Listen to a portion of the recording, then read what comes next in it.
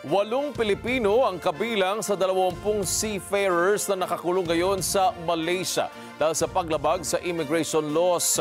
Ayon sa Department of Migrant Workers, ng mga ito ay pawang crew ng MT Krishna kasama ang 11 Indians at 1 Indonesian.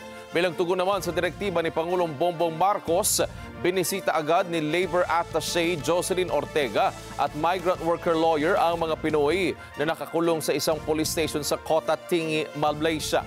Naimbestigahan na rin ng DWM o DMW.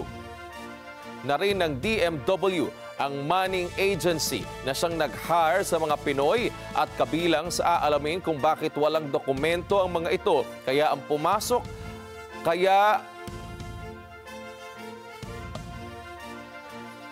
Nang pumasok ang nasabing barko sa territorial waters ng Malaysia ay kinulong ang mga ito.